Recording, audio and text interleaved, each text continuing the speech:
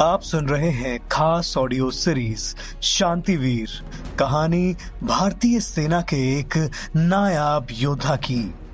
Episode 32, शक्तिशाली दुश्मन। गोलियों की अंधाधुंध फायरिंग के बीच में रणवीर के एक कदम खुलेआम सामने आकर इस तरह बेखौफ तरीके से मार्क मैथ्यूज से फायरिंग रोकने को कहने को देखकर सब दंग रह जाते हैं। वालसी सेना का दल, कर्नल पांडे और यूनाइटेड नेशंस की टीम जो पूरा नजारा फोन पर देख रहे थे। उग्रवादियों का गिरोह, यहाँ तक मार्क मैथ्यूज भी। एकदम से मॉल के अंदर फायरिंग बंद हो जाती है और मार्क मैथ्यूज अपनी बंदूक को रणवीर के ऊपर तान देता है। निडर रणवीर को इससे कोई फर्क नहीं पड़ता और वो 2 कदम आगे बढ़ाकर बोलता है, अगर फायरिंग की आवाज के बीच में तुम्हें मेरी आवाज समझ में नहीं आई हो तो मैं फिर से दोहराता हूँ। मेरा नाम रणवीर सिंह नेगी है। मैं भारत से आया हूँ। मैं वहाँ के पीस कीपिंग पुलिस दल का सदस्य हूँ। मैं तुमसे बात करना चाहता हूँ मार्क मैथ्यूज। मैं निहत्था हूँ और मैं वादा करता हूँ कि शांति सेना के सैनिक तुम लोगों पर गोली नहीं चलाएंगे जब तक कि मैं ना उनसे कहूँ। मैं ये भी वादा करता हूँ कि मैं तुम लोगों को कोई हानि नहीं पहुंचाऊंगा अगर तुमने मेरी बात मान ली तो। मार्क ने अपनी बंदूक की नोक पर किसी को इतने बेखौफ तरीके से पहले बात करते हुए नहीं सुना था। उन दोनों के बीच अब सिर्फ 20 मीटर की दूरी थी और वो जानता था कि रणवीर को वो उसके अचूक निशाने से एक पल में ढेर कर सकता था। लेकिन पता नहीं क्यों मार्क से गोली नहीं चली। उसने जीवन में इतना दुस्साहसी इंसान पहली बार देखा था जिसे उसका बिल्कुल खौफ नहीं था। Fast gun devil king mark का नाम सुनकर उसने लोगों का पेशाब निकल जाते हुए देखा था, लेकिन उसने किसी को अपना सीना ताने हुए ऐसे खड़े होकर उसको चेतावनी देते हुए नहीं देखा था। मार्क ने पिछले दशक में सैकड़ों लड़ाइयों में भाग लिया था और अनगिनत दुश्मनों को मौत की नींद सुला चुका था। वो एक क्रूर, चालाक और एक्सपीरियंस लड़ाका था। शायद इसीलिए अभी तक वो जिंदा भी था, लेकिन उसे समझ में नहीं आ रहा था कि इस नायाब योद्धा के साथ वो कैसा सलूक करे। वो रणवीर को मार गिराए या फिर उसे सलाम करे। उसके मन में भय और जिज्ञासा दोनों काम कर रहे थे, साथ में क्रोध भी, क्योंकि उसने कुछ पल पहले ही रणवीर का करिश्मा देखा था जिसमें कि उसके 7-8 लोग मर गए थे। उनमें से एक तो उसका छोटा भाई भी था। मार्क मैथ्यूज की बंदूक पर जैसे किसी ने ताला लगा दिया था।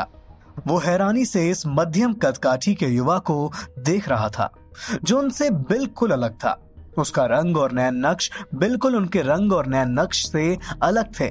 उसे समझ में नहीं आ रहा था कि उसका इतना बड़ा नुकसान करने के बाद भी इस लौंडे में इतनी हिम्मत आई कहां से।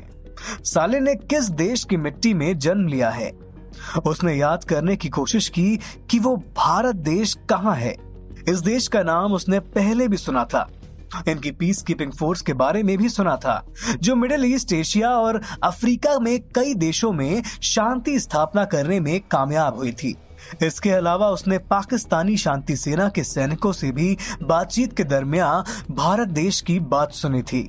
उसको पता था कि वो लोग भारत देश से बहुत जलते थे और तरह तरह से भारत में आतंकवादी गतिविधियों को बढ़ावा देने के लिए हर समय नए नए पैतरे अपनाते रहते थे। भारत देश के वीर सैनिक और उनका पुलिस बल लेकिन उनके इरादों को कामयाब होने नहीं दे रहे थे। दरअसल पाकिस्तान की शांति सेना से विद्रोही सेना आतंकवाद के नए नए तरीकों को सीखने की कोशिश किया करते थे। पाकिस्तानी सैनिक उन्हें middle east, Asia, Africa, Afghanistan और अमेरिका जैसे देशों में उनकी आतंकवादी गतिविधियों की केस स्टडी कराया करते थे ताकि वो गुरिल्ला वॉरफेयर में माहिर हो जाए। इस छापामार रणनीति की वजह से उनकी सेना कई बार हेलिस में अपनी सरकार बनाने में कामयाब भी हो चुकी थी। उसे फिर याद आया कि उसके जनरल्स को भी कई बार पाकिस्तानी सैनिकों से जल्द ही क्राउन प्रिंस सिटी आने वाली भारतीय पीस कीपिंग पुलिस फोर्स के बारे में जानकारी लेते हुए भी सुना था। वो उनकी ताकत और कमजोरियों के बारे में जानकारी पाने के लिए उत्सुक थे, लेकिन पाकिस्तानी सैनिकों को इस भारतीय पीस कीपिंग पुलिस फोर्स के बारे में कोई जानकारी नहीं थी। भारत का ये स्पेशल स्क्वाड कहां और किस तरह की ट्रेनिंग प्राप्त कर रहा था, इसका भी उन्हें कोई अंदाजा नहीं था। अजीब बात थी कि क्राउन प्रिंस सिटी के पुलिस चीफ से ज्यादा विद्रोही सेना के एक उग्रवादी को भारत और भारत के सुरक्षा बल के बारे में ज्यादा जानकारी थी। नाइल्स को तो सिर्फ अमेरिका का पैसा और वहां से मिलने वाली खैरात से मतलब था, जबकि विद्रोही सेना भारत से आने वाले इस नए पुलिस बल का सामना करने के लिए तैयारी कर रहे थे। नजरिए के फर्क की वजह से आज मॉल के बाहर इतने सारे पुलिस अफसर जमीन पर पड़े तड़प रहे थे या फिर डर के मारे छुपे हुए थे, और ये उग्रवादी सीना चौड़ा करके खुलेआम घूम रहे थे। मार्क मैथ्यूज और रणवीर एक दूसरे की आंखों में आंखें डालकर खड़े थे। दोनों लड़कों के बीच चल रहे इस नजरों के टकराव को देखकर मॉल के अंदर एक सन्नाटा सा छा गया, जिसे एक बच्चे की आवाज ने तोड़ा।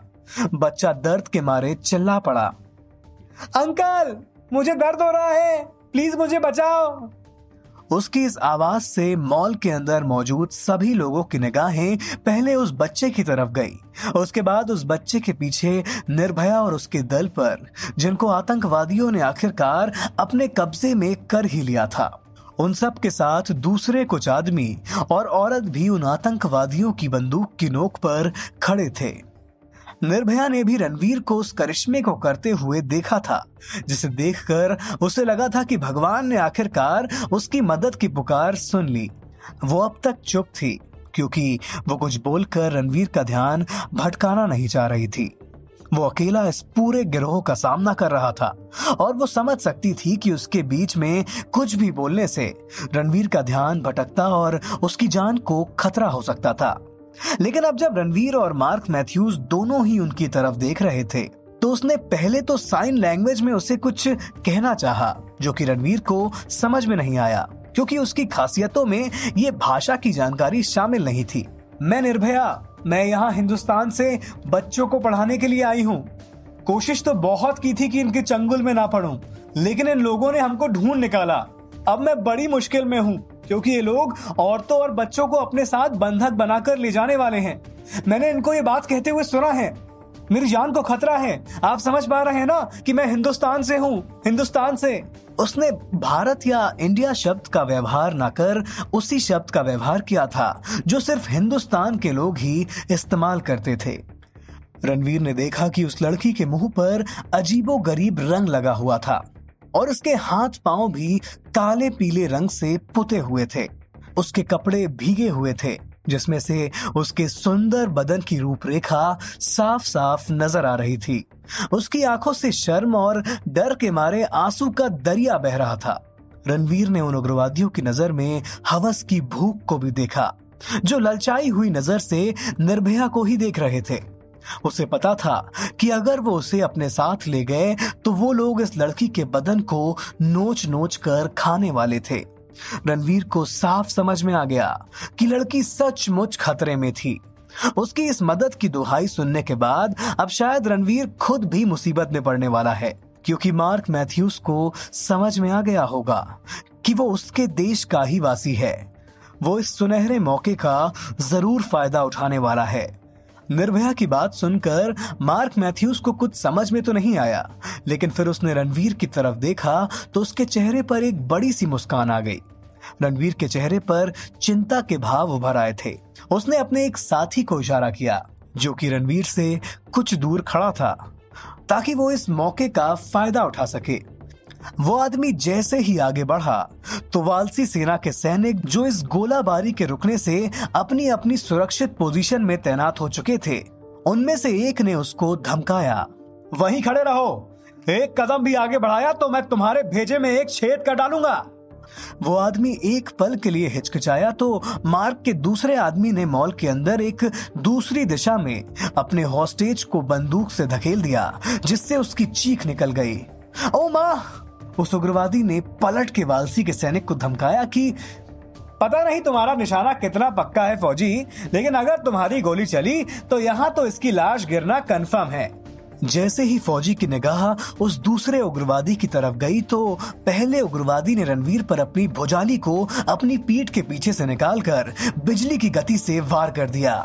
रणवीर की निगाहें इस वक्त चारों तरफ टिकी हुई थी, और उसने इस आते हुए प्रहार को बिजली की गति से भी तेज समय में भांप लिया।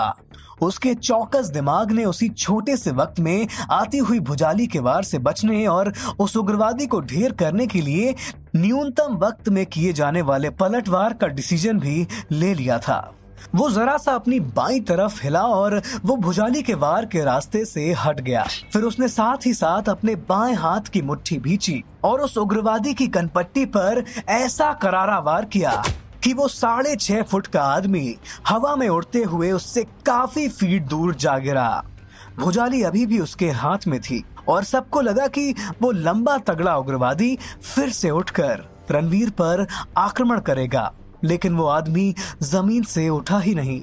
रणवीर के इस वार ने उसके दिमाग की नसों को ऐसी चोट पहुंचाई थी कि वो उसी वक्त फट पड़ी। उस आदमी को लकवा मार चुका था और उसकी आंख और कान से खून बाहर निकलने लगा था। मार्क ने फिर से फटी हुई आंखों से रणवीर की गति और रणकौशल को देखा। उसे समझ में आ गया कि ये आदमी उसकी बंदूक से निकली गोली से भी तेज था। उसके फुर्तीलेपन को देखकर मार्क को समझ में आ गया कि वो उसको इस वक्त मारने की कोशिश में सिर्फ अपना वक्त बर्बाद कर रहा है। जब दुश्मन इतना शक्तिशाली हो तो लातों से नहीं, बातों से बात करने में ही भलाई है। वो चिल्लाकर बोल पड़ा, अबे और रणवीर सिंह नेगी, अब अगर तुमने मेरे एक भी आदमी को हाथ लगाया तो ये थॉमस खत्म। मैं तेरी बात सुनने को तैयार हूँ। बोल, क्या बोलना चाहता है तू?